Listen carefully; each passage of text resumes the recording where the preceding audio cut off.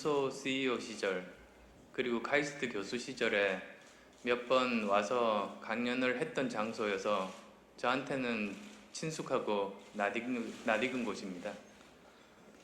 그리고 또 오늘 여러 중요하신 분들 만나 뵙고 이렇게 말씀을 나눌 수 있는 기회를 가지게 되어서 정말 반갑습니다.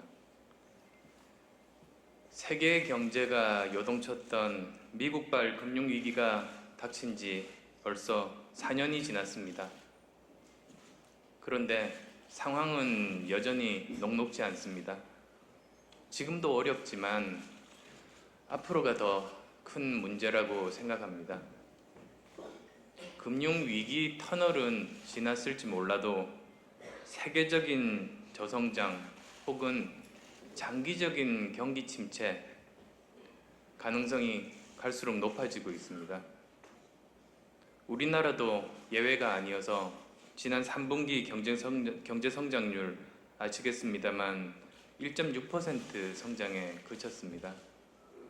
97년 외환 위기 이후에 경제 성장이 둔화되기는 했지만 분기별 성장이 2% 아래로 내려간 건 상당히 예외적인 현상입니다. 이렇게 경제 성장이 악화되는 조짐을 보이면 국민 모두 불안을 느낍니다. 가뜩이나 일자리가 줄어들고 또 중산층과 서민은 가계부채로 무너지고 있는 상황에서 경제 전반에 먹구름이 밀려오는 셈이기 때문입니다. 그렇지 않아도 지금 우리나라는 한창 일할 나이인 40대, 50대 가장들이 직장을 잃고 지푸라기라도 잡는 심정으로 자영업에 뛰어들고 있지만 불행하게도 자영업은 이미 포화 상태에 들어선 지 오래입니다. 매년 60만 개의 자영업이 생기고 58만 개가 퇴출되고 있다는 그런 통계가 있습니다. 그리고 많은 창업 실패자분들이 금융 많은 문제들로 전락을 하고 있습니다.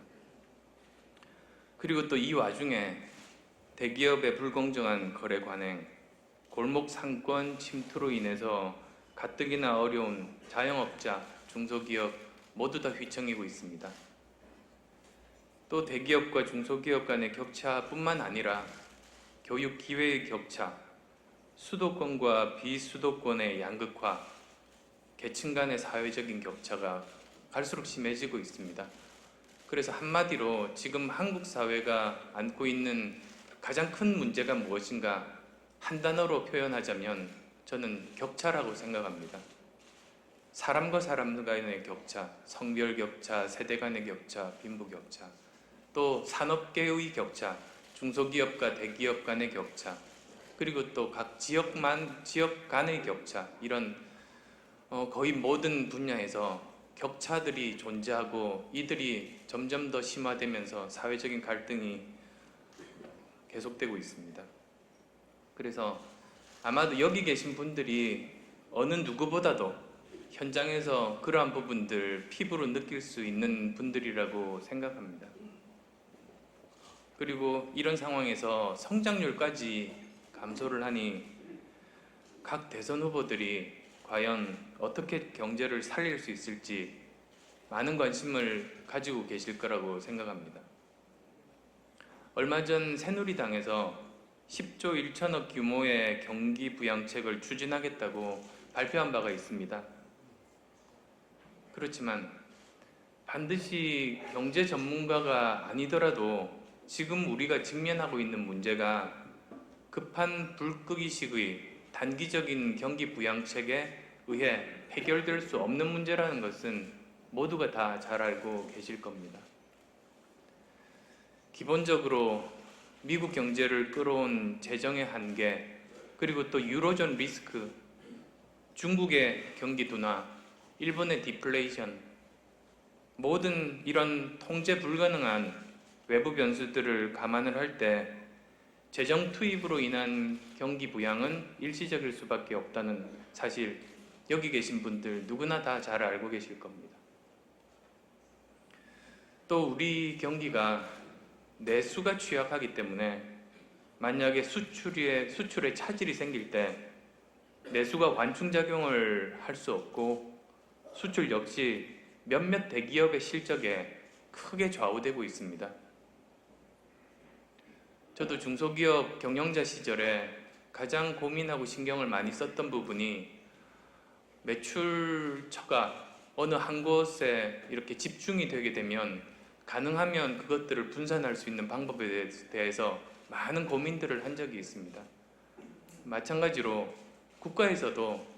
국가에서 경제성장에 어느 몇 대기업이 차지하고 있는 비중이 늘어난다면 국가 경영자 입장에서는 그 비중을 그대로 두면서도 동시에 다른 쪽에서 그만큼의 성장을 이룰 수 있는 방법들을 찾아서 만약의 경우 그런 일부 대기업들이 위험해졌을 때, 어려워졌을 때 국가 경제가 타격을 받지 않을 수 있는 방법을 찾는 게 국가 경영자의 몫이라는 생각을 가지고 있습니다.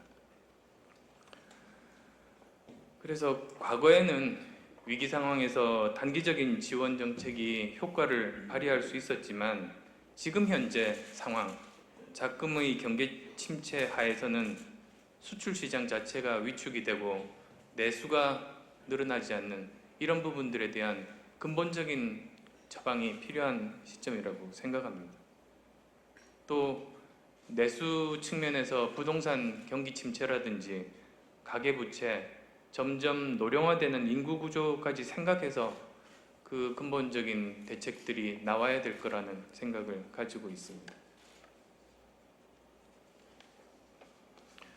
즉 어디서부터 무엇이 잘못되었는지를 찾아내고 또 근본적인 문제를 해결하기 위해서 낡은 체제를 바꾸고 새로운 틀을 만들려는 노력을 보다 더 장기적인 관점에서 하지 않으면 10조가 아니라 20조짜리 프로젝트로 대응한다고 해도 실효를 얻기는 어렵습니다. 결국 시간이 걸리더라도 지난 60년간 우리 사회에 구조적으로 누적되어 온 경제 체제의 문제 그리고 또 경제 체질의 문제를 바꿔갈 장기적이고 통합적이고 융합적인 해법이 필요하다고 생각합니다. 일반적으로 융합이라고 하면 한 분야와 또 다른 분야를 합쳐서 어떤 일을 한다 이렇게 생각을 하시기가 쉽습니다. 그런데 보다 더 근본적인 것은 문제 해결 방법으로서의 융합입니다. 즉 예전에 어떤 사회 문제가 생겼을 때 한 부서나 또는 한 전문가가 사회 현상을 자기의 시각으로 바라보고 자기가 할 수 있는 해법들을 동원했습니다. 정부에서도 여러 부처가 있는데 어떤 문제에 대해서 각 부처가 자신이 할 수 있는 일들을 그 자신의 시각에서 했던 셈입니다. 그런데 이제 그런 접근 방법은 한계에 다다랐습니다. 그런 접근 방법으로 풀 수 있는 문제들은 이미 다 풀렸습니다. 그러면 지금 현재 사회에 남아있는 문제들은 오히려 우리가 풀어야 될 문제, 사회 문제를 먼저 중심에 두고 이 문제를 풀기 위해서는 어떤 부서에 어떤 전문가들이 어떤 수단을 가지고 풀어야 되는가로 접근을 해야 됩니다. 즉 시각을 문제 중심으로 180도 바꾸어서 그 문제를 풀기 위한 모든 가능한 수단들을 총동원하는 그런 방법, 그것이 융합적인 문제풀이의 시작입니다. 단순히 어떤 부처 모여서 자기들 중심으로서 문제를 푸는 것이 아니라 문제를 먼저 두고 나머지 부처나 전문가나 그런 수단들은 하나의 수단으로 이용하는 방법들, 그런 방법밖에는 이제는 남지 않았다는 생각이어서 제가 계속 융합적인 접근 방법에 대해서 강조를 하고 있습니다. 아침부터 굉장히 암울한 말씀을 드리긴 했습니다만 위기는 또 한편에 저는 기회라고 생각합니다. 지금 아까 그 소개 말씀에도 말씀하신 것처럼 제가 4년 전 강의에서도 이 자리에서 어쩌면 지금이 우리 경제의 체질을 바꿔서 새로운 도약을 준비해 나가야 할 절호의 기회, 필수적인 그런 시점이 아닌가 생각합니다. 그래서 지금이야말로 전 분야에 걸쳐서 확대되고 있는 격차를 줄이고, 격차를 줄이면 거기에 구성원들, 경제 주체들이 각자가 자기가 일한 만큼 대가를 받게 되고, 그러면 스스로 도전 정신, 기업가 정신을 가지고 나서게 되고 새로운 창의적인 아이디어들을 내서 마음껏 도전해 볼 수 있고, 그 가운데 혁신 경제가 싹틉니다. 그것이 우리 사회의 새로운 원동력이 저는 될 거라고 생각합니다. 예전 정부에서는 신성장 동력을 선정을 했습니다. 전문가들이 모여서 국가적으로 앞으로 어떤 분야에 투자를 할지를 그 전문가들이 정한 다음에 그쪽 분야에 정부가 가용한 모든 연구개발비들을 투자를 했습니다. 그런데 지금은 그런 시대가 아닙니다. 지금은 이미 정부에서 몇 명의 그 전문가들이 회의하기 벌써 이전에 글로벌 경쟁력을 가진 우리의 대기업들은 이미 내부 연구소에서 갈 수 있는 방향, 투자 재원들 이미 총동원해서 하고 있습니다.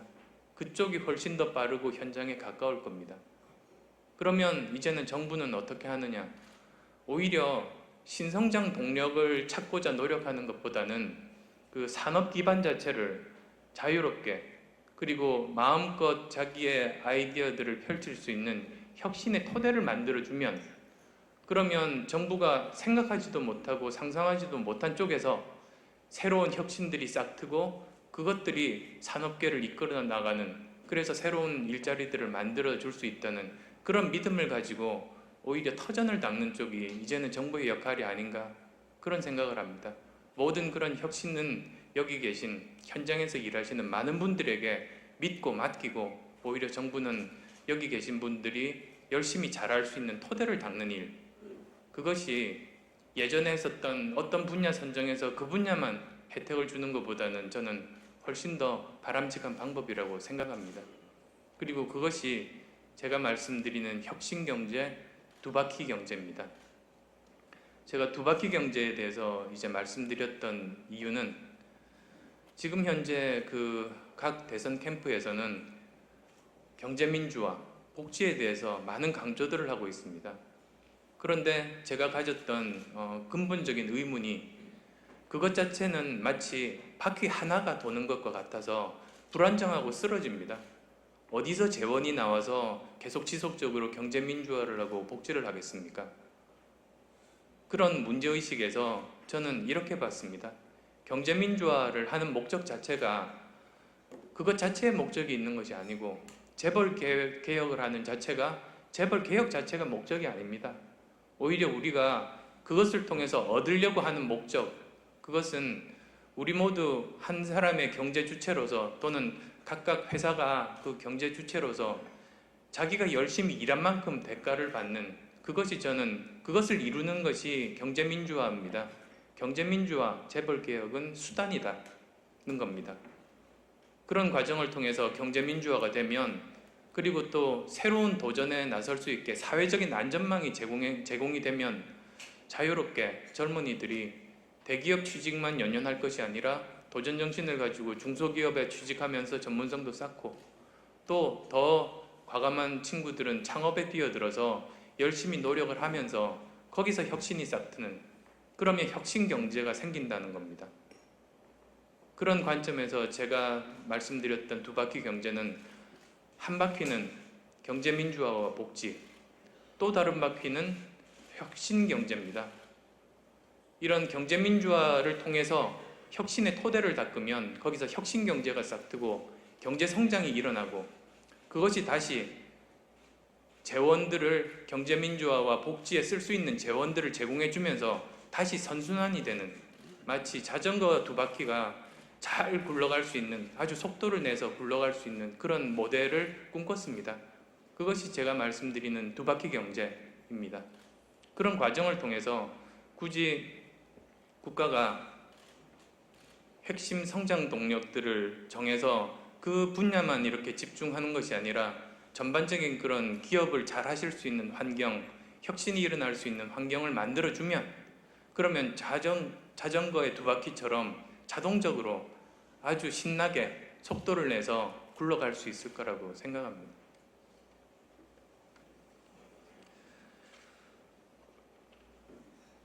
그런 일들이 사실은 생기기 위해서는 우리 사회 전반에 걸쳐서 많은 체제들이 바뀌어야 됩니다. 대표적으로 저는 정치권부터 기득권을 내려놓아야 된다고 계속 말씀을 드렸던 이유가 거기에 있습니다. 지금 현재 우리 사회가 가지고 있는 많은 문제점들, 그 문제점들을 주도적으로 모두 다 해결할 수 있는 그런 힘이 정치권에는 없습니다.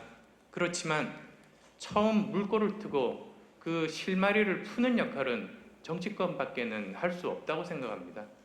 그런데 지금까지 정치권에서는 우리 사회 문제를 풀 수 있었음에도 불구하고 다수당과 여당과 야당이 함께 힘을 합쳤으면 이미 대선 공약으로 낼 필요도 없이 지금 당장 풀 수 있음에도 불구하고 그런 것들을 해결을 하지 못했습니다.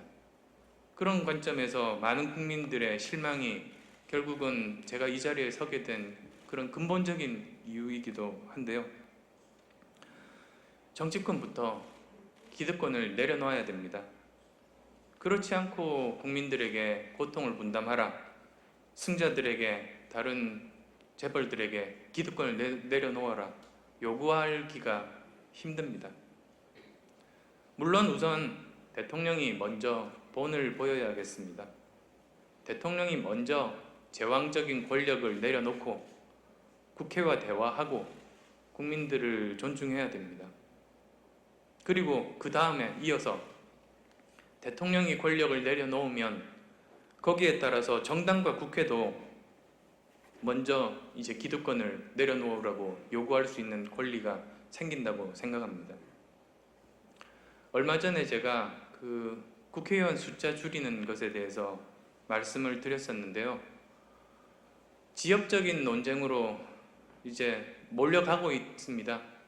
그래서 그런 부분들이 참 안타까운데 제가 왜 이제 정치권이 기득권들을 먼저 내려놓아야 되느냐, 그 이유는, 그렇게 주장했던 이유는 두 가지입니다.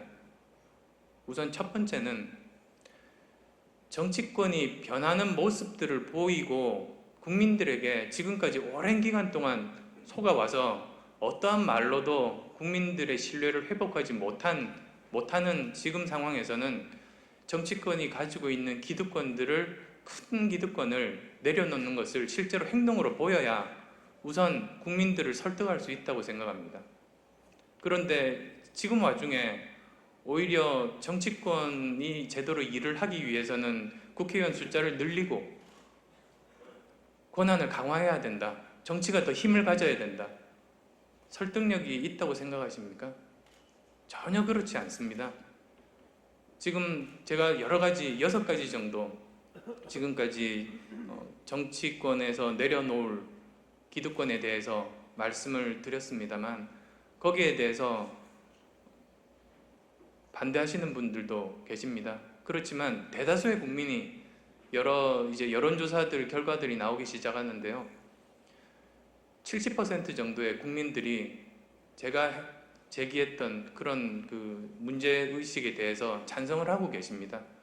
그래서 왜 이런 일들이 일어나는지를 정치권 스스로 되돌아보고 다시 한 번 더 그것부터 시작해야 된다. 그래서 먼저 큰 기득권들을, 정치권들을 내려놓아서 국민들이 이번에야말로 정치권이 진심으로 바꾸려고 하는가를 믿게 만든 다음에 그 다음에 그렇지만 이런 부분들은 필요합니다라고 요청할 수 있습니다. 요구할 수 있습니다. 그런 뜻에서 먼저 내려놓아야 된다는 그 말씀을 드렸던 겁니다. 두 번째 이유는 내년에 상황이 녹록지 않습니다. 굉장히 어려워집니다. 그래서 재벌도 자기가 가졌던 그런 기득권들을 내려놓으라고 요구해야 합니다. 그런데 그것뿐만 아니라 노동자에게도 요구해야 됩니다. 특히 비정규직 문제를 해결하기 위해서는 정규직 직원들이 어느 정도는 내려놓을 것들이 있습니다. 그리고 또 그것뿐만 아닙니다. 심지어 학생들에게도 지금 현재 최저임금 때문에 굉장히 고통받고 있는 많은 아르바이트하는 학생들이 또는 20, 30대들이 있습니다. 그런데 그분들의 어려움은 충분히 짐작이 되지만 단기간에 그것들을 현실화하게 되면 많은 영세 상인들이 또 어려워질 수가 있습니다. 그러니 조금만 참아달라. 당장 하면 할 수 있으면 좋겠지만 그걸 점진적으로 상향하는 그것들을 조금만 이해하고 참아달라고 또 요구할 수 있어야 됩니다. 즉 모든 국민들에게 조금씩 양보를 요구를 해야만 됩니다. 그런데 정치권은 하나도 양보하지 않고 하나도 희생하지 않으면 그걸 요구할 수가 있겠습니까? 절대로 국민들은 거기에 동의하지 않습니다. 그래서 당장 내년부터 사회 모든 구성원들에게 희생을 요구하기 위해서는 지금 정치권이 자기가 가진 것들 내려놓아야 설득력이 있고 요구할 수 있습니다. 그리고 그건 우리 모두를 위해서입니다. 그래서 그런 뜻에서 제가 이제 지난 2주 정도 정치개혁에 대해서 또는 그 어떤 권한들을 내려놓아야 되느냐에 대해서 요구를 합니다. 단순히 국회의원 숫자 100명 줄이기 이게 아닙니다. 그게 문제의 본질은 아니고 또 제가 100명 줄이라고 요구한 적이 없습니다. 하나의 예로서 이 정도가 줄어들면 얼마 정도가 다른 곳에 쓸 수 있을 거냐 하나 예로 든 것 뿐인데요. 너무 지역적으로 그렇게 논의를 몰고 가지 마시고 왜 정치권이 지금 기득권을 내려놓아야 되는가? 첫 번째는 국민들이 정말로 정치가 변할 수 있다는 그런 진심을 받아들이기 위해서, 그리고 두 번째로는 그래야만 내년부터 국민들에게 희생을 요구할 수 있기 때문이다. 그것만 염두에 두고 이 논의가 좀 건강하게 진행이 됐으면 좋겠습니다.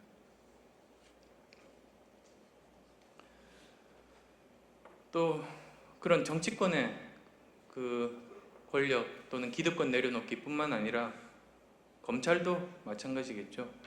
정치수사, 표적수사, 권력층 봐주기 그런 여러 가지 국민들의 인식들이 있습니다. 부정할 수 없습니다.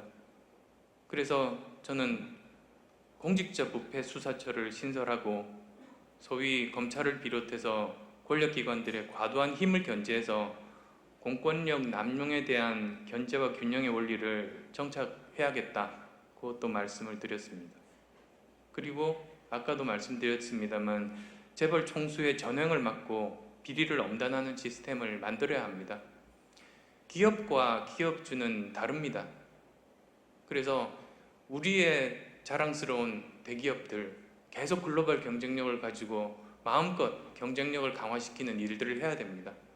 그런데 그 소중한 우리 국민들 모두의 자산인 그 기업을 일부 기업주가 자기 사익을 위해서 전용한다면 그건 허용하면 안 되겠죠. 그리고 그런 부분들에 대해서 그래서 기업과 기업주는 다르다. 그런 인식 하에서 이제 저는 모든 것들을 접근을 하고 있습니다.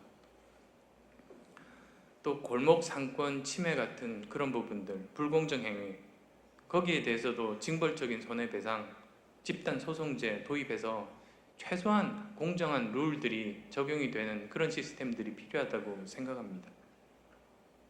또 그동안 수도권에 과도하게 집중되어 온 대학 지원들도 이제는 지역별로 특성에 맞게 지방 국립대가 제대로 자리를 잡아야 그 지역 인재들이 제대로 육성이 되고 지역 간의 격차가 최소한으로 줄어들 수 있을 거라고 생각합니다. 또 고등학교만 졸업해도 자기에게 맞는 일자리를 구할 수 있는 그런 사회가 바람직한데 지금은 임금 격차 또는 사회적인 차별 그런 것들이 아주 극심하다 보니 그런 일들이 생기지 못했습니다만 이런 쪽에 대해서도 문제의식을 가지고 지금부터라도 한 걸음 한 걸음 고쳐나가는 그러한 국민적인 공감대와 노력들이 필요한 시기라고 생각합니다. 지난 40여일간 전국 여러분들을 만났습니다. 많은 분들이 누가 대통령이 돼도 좋으니 희망을 만들어 달라. 그것만이 국민들이 원하는 바람이겠다. 그 말씀을 하셨습니다. 또 어머니, 아버지, 어르신들 모두 제 손 꼭 잡고 말씀하셨습니다. 우리 아이들에게 좀 더 좋은 세상 만들어 달라고 말씀을 하셨는데, 그분들은 또 아이들 미래를 위해서 참고 희생하고 헌신할 준비가 되어 있으신 분들이었습니다. 저는 국민들에게 답이 있다고 생각합니다. 시대정신 이야기들을 많이 합니다. 시대정신. 지금까지는 정치인 또는 각 사회의 오피니언 리더분들이 이런 것들이 시대정신이라고 규정하고 거기에 따라서 사회가 움직였습니다. 그런데 국민분들을 만나보니까 저는 더 이상 그렇지가 않은 것 같습니다.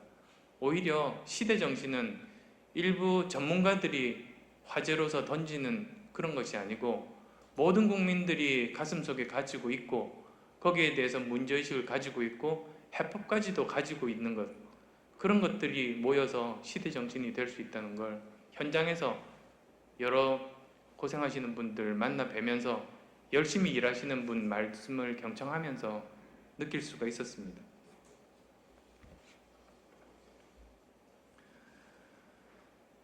여러 경제 주체들 이제 많습니다. 지금 현재 어떤 분들은 대기업 위주의 산업 구조가 꼭 나쁜 것은 아니다. 오히려 대기업들이 더 잘 뻗어나갈 수 있으면 우리의 경제의 많은 문제들이 해결될 거라는 그런 의견을 가지신 분도 계십니다. 그렇지만 지난 5년간 직접적인 경험을 통해서 많은 설득력을 저는 잃었다고 생각합니다. 오히려 이제는 정말 중소기업, 중견기업, 벤처기업, 자영업들이 제대로 서지 않으면 우리나라의 미래는 굉장히 암울할 수 있다는 생각들을 가지고 있습니다. 우리나라에서 왜 그러면 중소기업 또는 이런 자영업 이런 분들이 중요한가? 저는 3가지 정도를 말씀드립니다. 첫 번째는 경제의 포트폴리오 차원에서 저는 우리나라에서 중소기업이 필요하고 중요하다. 왜냐하면 주식 투자 때 포트폴리오 투자에 대해서는 다 아실 겁니다. 주식 한 가지만 가지고 있다 보면 너무 한 가지 특정한 위험에 취약하기 때문에 여러 주식에 분산 투자해서 위험도를 낮추는 게 주식에서의 포트폴리오 투자입니다. 국가경제도 저는 마찬가지라고 봅니다. 우리나라가 대기업만 존재하는 산업구조를 가지고 있으면 그러면 특정한 위험에 취약할 수밖에 없고 이미 IMF 환란을 통해서 우리는 그 실체를 경험했습니다.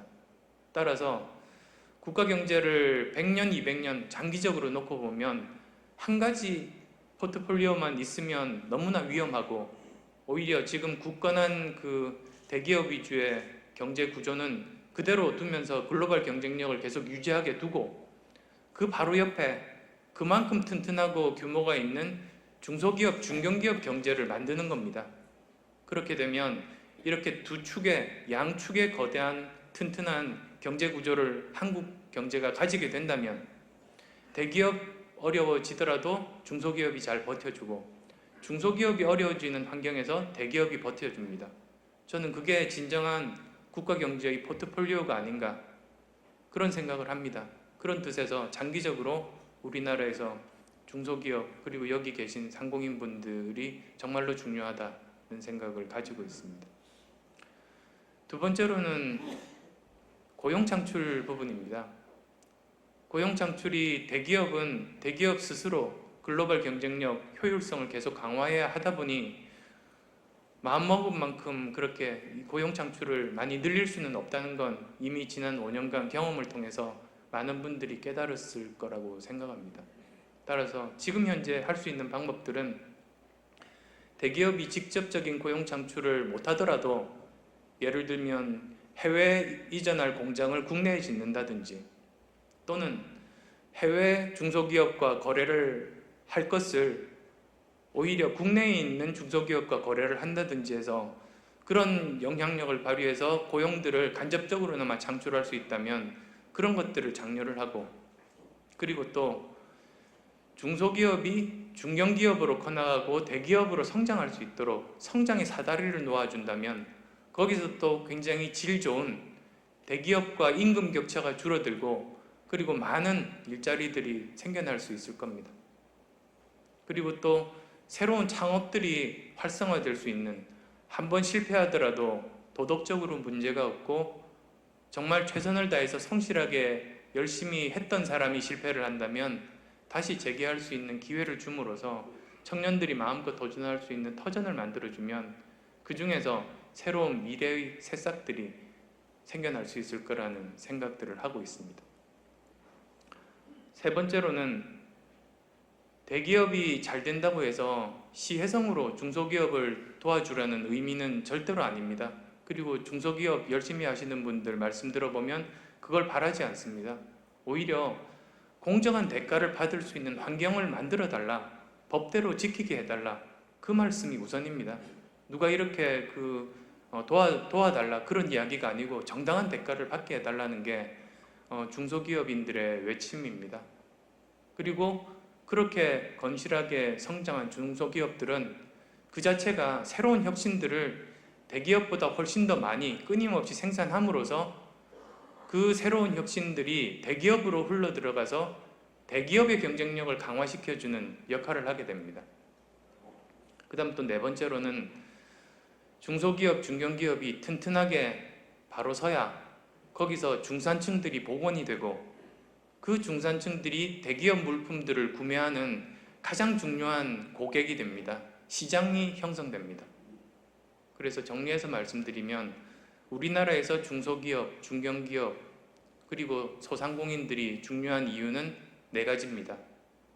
첫 번째로는 국가경제의 포트폴리오로서의 의미, 두 번째로는 고용 창출의 엔진으로서의 의미, 세 번째로는 대기업에게 새로운 혁신적인 아이디어와 기술을 제공하는, 그래서 대기업을 경쟁력을 강화시켜주는 파트너로서의, 동반자로서의 의미, 그리고 또 네 번째로는 중산층 복원의 가장 중요한 핵심으로서 대기업에게 고객을 제공해주고 시장을 제공해주는 그런 의미입니다. 그래서 이런 네 가지 정도를 생각해 보시면 이게 단순히 중소기업이라는 게 도와주는 시혜성의 대상이 아니라 우리 국가 경제를 위해서 정말로 중요하고 지금 가지고 있는 대기업의 경쟁력을 한층 더 진일보시켜주는 좋은 동반자이자 파트너다.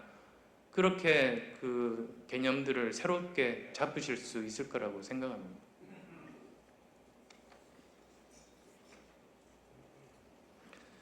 그런 의미에서 저는 대기업과 중소기업 간의 완충 역할, 그리고 질 좋은 많은 일자리들을 만드는 엔진으로서 중견기업에 대해서 많은 관심을 가지고 있습니다. 따라서 중소기업이 중견기업으로 성장할 수 있도록 튼튼한 제도적인 기반을 만들고 있습니다. 저는 중견기업 육성법을 통해서 중견기업으로 성장할 가능성이 있는 예비 중견기업들을 집중적으로 육성을 하고 또 중소기업을 졸업함과 동시에 받을 수 없게 되는 세제 혜택들, 그러다 보면 안주할 수밖에 없게 되는 그런 부분들을 고쳐서 일정 기간 세제 혜택을 연장해서 제공하고 또 얼마 지나면서 점진적으로 축소하는 그러한 슬라이딩 방식으로서의 정책 전환을 생각하고 있습니다. 그리고 이미 발표한 바 있습니다. 또 연구개발 부분입니다. 연구개발 부분에 대해서 지금까지는 대기업 위주 기존 그 연구개발 정책을 중소기업, 중견기업 중심으로 전환하고자 합니다. 그래서 재원과 고급 인력 확보에 어려움을 겪는 중소기업, 중견기업의 기술 개발을 지원할 생각입니다. 또한 연구개발비뿐만 아니라 지금 현재 우리나라가 보유하고 있는 많은 좋은 경쟁력 있는 국책연구소, 예전에는 국책연구소에서 기술을 선도적으로 개발하고 그 덕에 우리나라 대기업들이 글로벌 경쟁력을 가진 훌륭한 기업으로 성장할 수 있는 원동력이 되었다고 생각을 하는데요. 지금은 이미 대기업은 스스로 자체적인 연구 개발을 통해서 앞서 나가고 있습니다. 그래서 이러한 때 자칫 잘못하면 그 자리를 잘 잡지 못하고 방황할 수 있는 그런 우리나라의 국책연구소들의 역할을 재정립해서 중소기업, 중견기업 전용의 R&D 센터로 새롭게 정립을 하게 하는 것도 저는 필요하다고 생각합니다. 그러면 서로 정말 상생할 수 있는 그런 구조들을 가질 수 있다고 생각합니다. 그리고 또 그 밖에도 대기업, 중소기업 간의 그 불공정 거래 관행 고치는 일들, 또 대형마트와 골목 상권 간의 분쟁, 그리고 또 컨텐츠 업체와 그 컨텐츠를 유통하는 대기업 사이에서의 불공정한 이익 배분, 그런 것들에 대해서 고쳐야 된다고 생각합니다. 또 아까 테이블에서도 잠깐 말씀하신 분도 계신데요. 더 이상 국가 지원과 혜택을 등에 업은 대기업이 무분별하게 중소기업 영역에 진출하는 일들, 이제는 더 이상 없어야 되겠습니다. 이런 일들을 하기 위해서는 공정거래위원회 역할 기능 강화해서 재벌의 불공정 거래 행위 감시하고 중소기업 피해가 일어나지 않도록 가능한 수단들 총동원하겠습니다. 지금 우리가 정말 중요한 기로에 서 있습니다. 여기서 한 발 잘못 내디디면 더 이상 돌이킬 수 없는 근본적인 위기로 빠져들 수 있습니다. 우리 내부의 낡은 체제의 문제 때문에 지금 우리가 이 상황에 처해 있습니다. 심각한 격차 문제, 또 국제적인 경제 환경, 위기적인 징후들 여러 곳에서 발견할 수 있습니다. 그렇지만 아까 말씀드린 것처럼 위기는 기회입니다. 아직 저는 늦지 않았다고 생각합니다. 보다 더 적극적인 변화를 선택하고 우리 운명의 주인이 우리가 되어야 합니다. 따라서 근본적인 답을 찾기 위해서 지혜를 모으고 함께 노력하고 지금부터 더 적극적으로 능동적으로 그 해결 방법들을 모색해야 될 때입니다. 우리는 이미 선례가 있습니다. IMF 환란 때 보여준 금모으기 운동, 기름 유출로 오염된 태안반도 자원봉사, 시청광장 앞 가득 메운 붉은 악마들 물결, 전 세계적으로도 유례가 없는 일입니다. 세계가 놀랍니다. 따라서 저는 위기를 극복하기 위한 필요한 자원들은 이미 저는 우리에게 충분히 있다고 생각합니다. 문제는 무엇으로 그 저력을, 전 국민들이 가진 그 저력을 끌어낼 수 있을까라는 점인데요. 결국은 우리 모두가 함께 잘 사는 사회라는 믿음을 각 구성원들에게 심어주고, 그를 위해서 문제 해결에 처음 실마리를 잡고 있는 정치권이 기득권을 내려놓고 솔선수범하고 먼저 희생하는 모습을 통해서 국민들을 선도해 나갈, 그래야지만이 이 문제를 풀 수 있는 그런 절대절명의 시기라는 그런 생각입니다. 더 이상 지역적인 논쟁에 휩싸이지 말고 이런 제의 진심, 그리고 정말로 국민들이 바라는 것이 무엇인가, 왜 제 정치개혁 주장에 대해서 70% 국민이 찬성을 보내고 있는가 깨달아야 될 시기라고 생각합니다.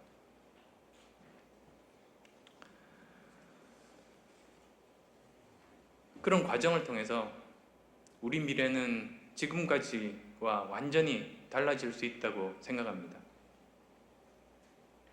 전쟁 폐허에서 60년 만에 이뤄낸 지금 성공보다 앞으로 더 큰 성공을 이루어내고, 또 소수의 잔치가 아닌 사회 전체가 누릴 수 있는 역사적 성공으로 갈 수 있는 변화가 지금 현재 정치가 바뀌는 순간 열릴 수 있다고 생각합니다.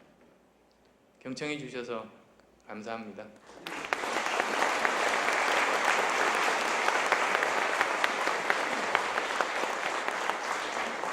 두 후보님 감사합니다. 다음은 대선 후보께 건의나 질의 드리는 시간을 갖겠습니다. 손을 드시면 마이크를 전달해 드리겠습니다. 네, 마이크 전달해 주세요. 네, 반갑습니다. 저는 전인 CM의 장희정 사장입니다. 오늘 이른 아침에 바쁘신데 불구하고 우리 상공인들을 위해서 많은 시간 할애해 주신 데 대해서 다시 한번 감사의 말씀을 드립니다. 저는 평소 일자리 창출에 대해서 관심이 많습니다. 아까 후보님께서 잠깐 고용 창출과 관련하여 말씀하셨는데 제가 알기로는 국가 차원 일자리 창출 국민합의기구 설치를 제안하시면서 5대 고용 노동 전략 과제를 발표하신 걸로 알고 있습니다. 그리고 아까 말씀하실 때 두 바퀴 경제가 제가 이해하기로는 평소에 말씀하신 선순환 혁신 일자리 창출 정책으로 이해하고 있습니다. 그리고 지난주에는 창원에 일자리 창출 우수기업을 방문하셔서 일자리 창출에 많은 관심을 가진 걸로 알고 있습니다. 후보님께서는 누구나 다 아시지만 국내 벤처기업인 출신으로 유명하신 분입니다. 그런데 우리나라가 2000년대 이후에 고용 없는 성장 현상이 나타나면서 많은 어려움을 겪고 있습니다.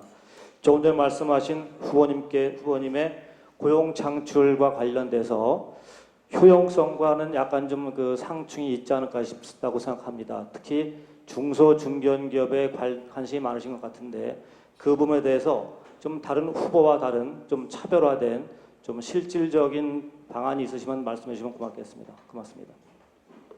예, 질문 감사합니다.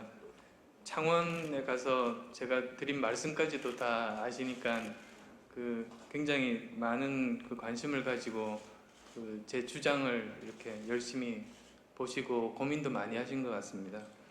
제가 아까 말씀드렸던 것처럼 일자리가 새롭게 창출될 수 있는 분야들이 크게 보면 네 가지 정도 분야가 있는 것 같습니다. 우선은 첫 번째는 기업에서, 두 번째는 공공 분야에서, 그리고 또 세 번째로는 새로운 창업을 통해서, 그리고 또 네 번째로는 일자리 나누기를 통해서 새로운 일자리들이 저는 창출될 수 있다고 보는데요. 우선은 기업 부문에 대해서는 아까 강연에서도 제가 설명드린 바가 있습니다. 대기업에서는 어떤 식으로 간접적으로나마 일자리를 창출할 수 있도록 독려하고 주로 중소기업이 중견기업, 대기업으로 성장할 수 있는 사다리를 놓으면서 거기서 새롭게 일자리들이 창출될 수 있을 거라고 아까 말씀을 드렸고, 공공 분야에서는 제가 관심 있게 보고 있는 분야가 복지 서비스 분야입니다. 이제 앞으로 전 국민적인 관심사가 복지국가 건설이어서 이제 복지 서비스 쪽이 이제 확충이 되게 될 텐데요.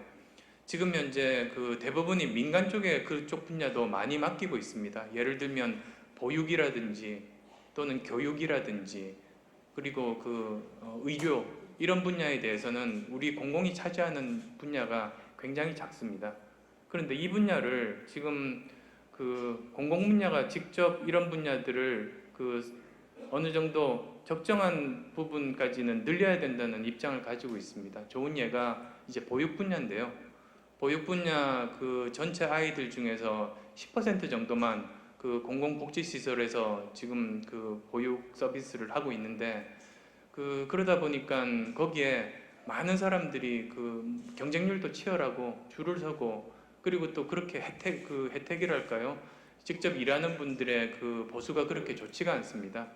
이런 부분들을 만약에 좀 더 확충해서 공공 분야가 차지할 수 있는 비율을 30% 정도로 늘리고 거기서 일하시는 보육 교사들의 처우들을 개선을 하게 된다면, 그러면 나머지 민간 부분도 거기에 따라서 경쟁적으로 질이 높아지면서 또 여러 가지 혜택들, 열심히 일하시는 분들에 대한 보수도 따라서 같이 이렇게 높아질 거라고 믿습니다. 그런 과정들 중에서 질 좋은 그런 일자리들을 국가적인 필요에 의해서 또 이제 창출을 할 수가 있습니다. 또 새로운 창업을 통해서 하면 많이 또 문을 닫는 그런 경우들이 있어서 창업만 따지면 그렇게 일자리들이 많이 늘어난다고 볼 수 없습니다. 그렇지만 지금 미래의 성장을 위해서 예를 들어서 10년 전에는 새싹들이 있었습니다. 10년 전에는 조그만 NHN이라든지 또는 다음이라든지 NC소프트라든지 그 당시에 그 수익성이 좋지는 않았지만 나름대로 가능성 있는 기업들이 많이 보였습니다. 그 기업들이 결국은 지금 굉장히 커다란 대기업들로 성장을 했는데요. 지금 현재 과연 10년 후에 대기업이 될 만한 그런 가능성들이 있는 새싹들이 있는가?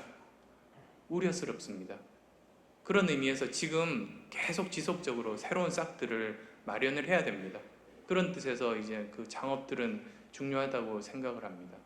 그리고 이제 그 일자리 나누기들 여러 가지 그 굉장히 갈등의 소지도 많겠지만 그래서도 저는 사회적인 대타협이 필요하고 새로운 위원회를 저는 만들 생각은 없습니다. 지금 현재 기존의 위원회들 중에서 그냥 명목상으로 운영되고 있는 그런 위원회들을 제대로 권한과 책임을 줘서 실제로 거기서 협의가 일어나고 사회적인 대타협이 일어나게 할 수 있는 그런 위원회로 탈바꿈해서 이런 일자리 문제들을 해결할 수 있는 사회적 대타협의 장으로서 저는 만들려고 합니다.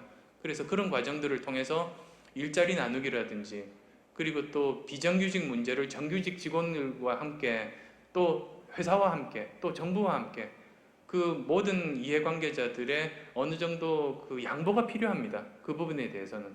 그래서 그런 부분들에 대한 그 이해들 그런 것들을 통해서 이제 새로운 일자리들이 저는 만들어질 수 있을 거라고 생각합니다. 네, 다음 질문을 받겠습니다. 네. 안 의원님 말씀 잘 들었습니다. 감사합니다. 저는 의류무역업을 하고 있는 신화 ITS 대표 방동원입니다. 질문 드리겠습니다. 우리나라는 전체 사업체 수의 99% 그리고 고용의 87%를 중소기업이 차지하고 있습니다. 아시다시피 중소기업은 산업의 뿌리 역할을 하고 있기도 하고 일자리 창출에도 큰 기여를 하고 있다고 생각하고 있습니다. 우리 경제가 지속적으로 발전하기 위해서는 이런 중소기업이 중견기업으로 성장할 수 있도록 지원하는 것이 어떻게 보면 가장 중요한 과제라고도 생각이 됩니다. 이와 관련해서 후보님께서는 얼마 전에 지난 17일 중견기업 육성법이라고 하는 육성법을 제정해서 중소중견기업의 R&D 지원 확대 등을 내용으로 하는 중소중견기업을 위한 맞춤형 성장정책 3대 과제를 제안하신 바가 있습니다. 그 과제의 핵심 내용에 대해서 아까 답을 하셨는데 좀 더 부연 설명을 요청드리고 아울러 우리나라 중소기업이 중견기업 그리고 대기업으로 성장하기 위해서 제일 중요한 점은 무엇인지 또 생각하시는 부분이 있으면 말씀해 주시면 감사하겠습니다. 고맙습니다. 네, 그 중소기업, 중견기업들이 이제 제대로 성장을 해야 되는데 지금 못하고 있습니다. 왜 못하고 있는가? 그 원인부터 찾아보면 이제 해결 방법이 생길 거라고 생각합니다. 지금 현재 중소기업, 중견기업들이 그 제대로 성장 못하고 실패를 많이 하는 이유 저는 세 가지라고 봅니다. 첫 번째로는 그 기업 지원 인프라가 우리나라에서 부실하고 두 번째로는 대기업, 중소기업 간의 불공정 거래 관행 세 번째로는 대기업이 없는 상황에서도 중소기업 간의 과당 경쟁 저는 그 세 가지가 그 핵심이라고 봅니다. 순서대로 이제 말씀을 드리면 기업을 도와주는 인프라가 대표적인 게 5가지 정도가 있습니다.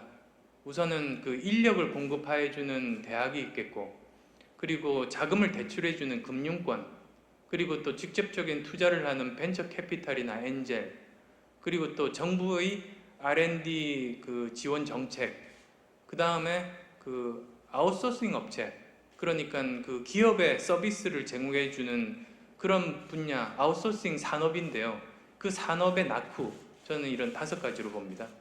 이런 5가지가 만약에 인력 공급 제대로 되고 금융권에서도 그 건강한 기업들에게 제대로 그 대출들이 원활하게 일어나고 또 초창기 벤처들에게 또는 초창기 창업에 모험적으로 적극적으로 그 벤처 투자가 일어나고 또 만약에 그 정부에서 그 R&D 지원 정책이 잘 배분이 되고 또 아웃소싱 산업들이 잘 발달한다면 그러면 창업하는 사람 입장에서 또는 기업 경영하는 사람 입장에서 아주 편하실 겁니다.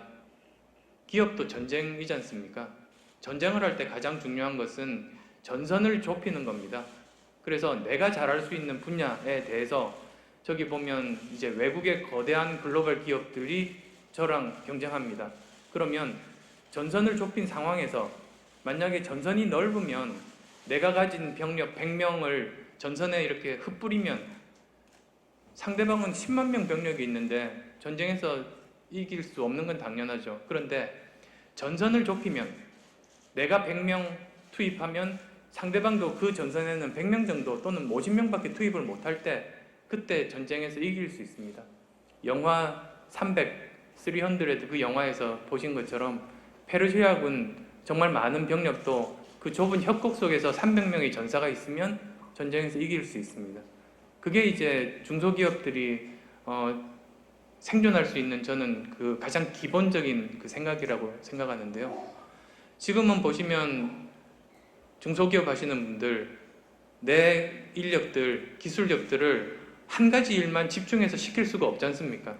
지금 보면 그 기술 개발뿐만 아니라 영업도 해야 되고 세계 시장도 개척을 해야 되고 그리고 콜센터도 새로 만들어야 되고 다른 저기 인사 관리, 재무 관리 이러다 보면 가지고 있는 병사들 다 이렇게 분산시켜서 제대로 내 할 일만 못 합니다.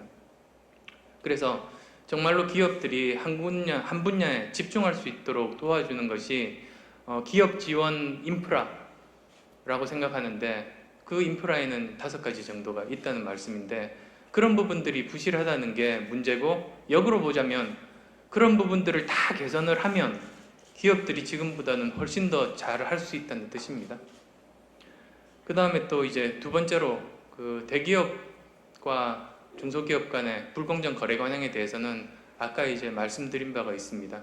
그리고 특히 공정거래위원회 역할을 재정비해서 제대로 실제로 역할을 할 수 있도록 그렇게 바꿔가는 정책에 대해서는 그 이미 저희들이 발표를 했고 좀 더 이제 그 제대로 실제로 효과를 얻을 수 있는 방법들 계속 고민하고 찾아보면서 이제 추가하도록 하겠습니다. 세 번째로 중소기업 간의 과당 경쟁 문제인데요. 대기업이 없는 상황에서도 서로 간의 과당 경쟁 때문에 아무도 수익을 못 냅니다. 옛날에 제가 했던 회사가 그 IT 보안 회사입니다. 2000년대 초반에 그 분야가 각광받고 잘 될 거라는 그런 예상하에서 200개 정도 회사가 만들어졌습니다. 그때 전 세계 IT 보안 회사가 400개였습니다. 거의 모든 분야에서 이런 일들이 벌어집니다. 조금만 잘 될 것 같으면 과당 경쟁이 돼서 어느 누구도 수익을 못 내고 승자가 못 되고 대기업으로 클 수 없는 이런 부분들에 대한 해결책이 필요한데 그 중에서 핵심 부분 중에 하나가 그 정부 지원금들입니다. 그런데 이 우리나라에서 중소기업에 지원하는 정부 지원금들이 규모가 꽤 됩니다. 그래서 이 분야도 사실 저는 사회적인 대타협 또는 중소기업 간의 대타협이 저는 필요하다고 보는데요. 즉 정부에서 지원하는 지원금 규모는 절대로 줄이지 말고 그대로 또는 현실성 맞게 더 늘리는 것도 가능합니다. 그런데 이것이 그 중소기업 구성원들 각각에게 경쟁력을 향상시키는 쪽으로 제대로 쓰이고 산업 구조가 개선되는 쪽으로 쓰여야지 모두가 살아날 수 있습니다. 안 그러고 이대로 계속 가다가는 공멸합니다. 어느 누구도 수익을 못 내고. 그러니 이런 부분에 대한 중소기업 간의 대타협 저는 필요하다고 봅니다. 제가 대통령이 되면 그런 부분들, 저도 중소기업인의 한 사람이었으니까 그런 부분들 적극적으로 협력을 받아내고 제대로 쓰일 수 있는, 그래서 장기적으로는 구성하고 있는 중소기업들에게도 도움이 되고 일자리도 제대로 만들어지고 거기서 고생하는 종업원들도 자기가 대우를 제대로 받을 수 있도록 만들겠습니다. 네, 후보님 다음 일정이 있으셔서 한 분만 더 질문을 받겠습니다. 저 뒤쪽으로 마이크 전달 부탁드립니다. 안녕하십니까. 좋은 커뮤니케이션의 조종욱입니다. 오늘 아침 좋은 말씀 정말 잘 듣고 있습니다. 감사합니다. 지난 국회의원 총선거에 이어서 이번 대통령 선거까지 복지 정책이 중요한 이슈로 이제 대두되고 있는데요. 우리의 미래 사회가 복지 사회로 나아가야 된다는 데 대해서는 아마 대부분 이견이 없는 것 같습니다. 그러나 저출산 고령화가 지속되고 있고 사회적 양극화가 점점 심화되고 있고요. 경제적으로는 저성장이 이어질 거라고 하는 전망이 계속되고 있습니다. 이렇게 예상되는 상황에서 일각에서는 법인세 등 세수 확대가 기업에 부담이 되지 않겠는가라고 하는 우려도 있는 것이 사실입니다. 복지와 성장이라는 이런 두 가지 정책 목표를 조화롭게 이루실 수 있는 우리 안철수 후보님의 해법이 있으시면 듣고 싶습니다. 예, 좋은 질문이신데요. 복지 국가로 가는 건 우리에게 저는 필수적인 과제라고 봅니다. 왜 그러냐면 지난 50년간 우리 역사를 돌이켜보면 가난했습니다. 그래서 그것들을 극복하기 위해 산업화를 통해서 가난을 극복해냈습니다. 그 다음 현실적으로 다가온 것이 자유입니다. 그래서 민주화로 극복해냈습니다. 산업화와 민주화 이후에 지금 많은 분들이 가지고 계신 해결해야 될 숙제는 무엇인가?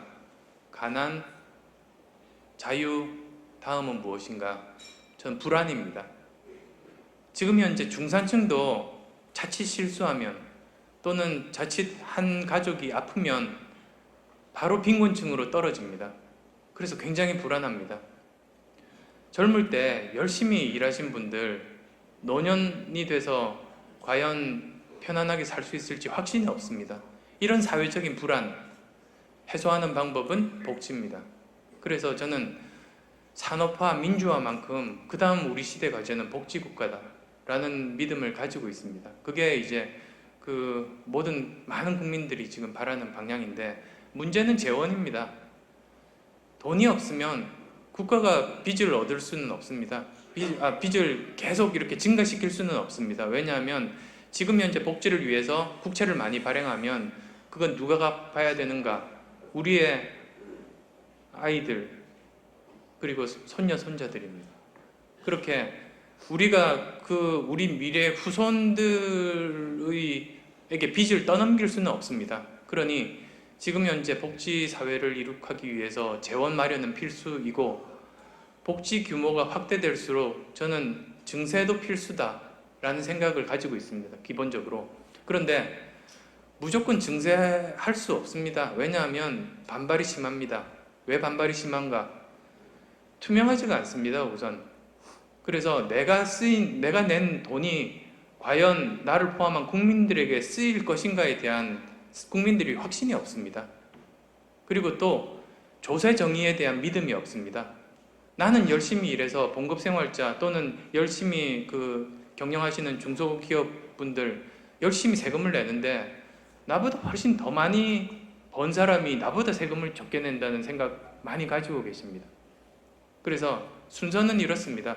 장기적으로는 저는 복지국가 건설을 위해서 증세가 필요하다고 생각합니다. 그건 또 산술적으로 너무나 당연합니다. 그런데 그 이전에 선행이 되어야 될 것이 국가 재정의 투명성 강화, 그 다음에 조세정의 구현입니다. 그게 된 상황에서 국민들에게 세금을 더 내시면 더 많은 혜택을 국민들에게 돌려드릴 수 있습니다라고 설득할 수 있습니다.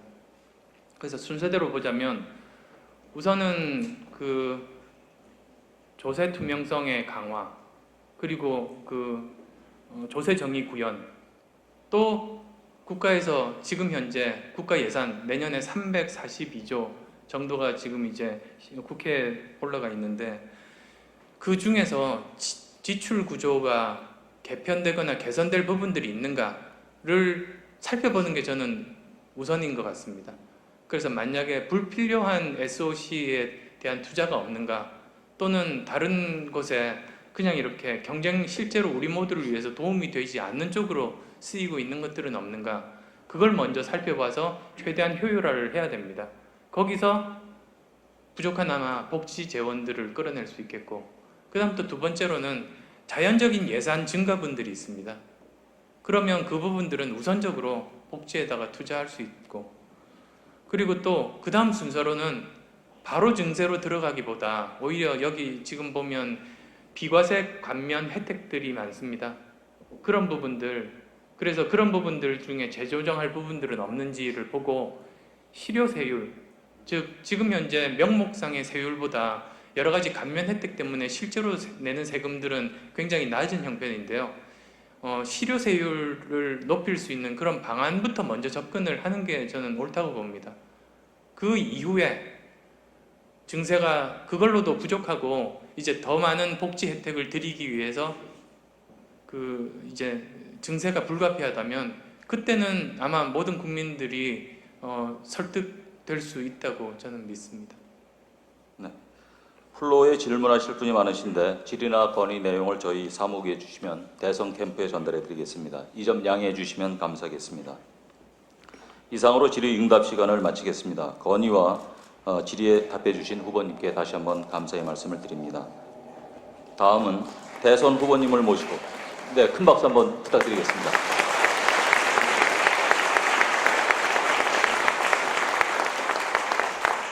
다음은 대선 후보님을 모시고 기념 촬영을 하는 시간을 갖겠습니다.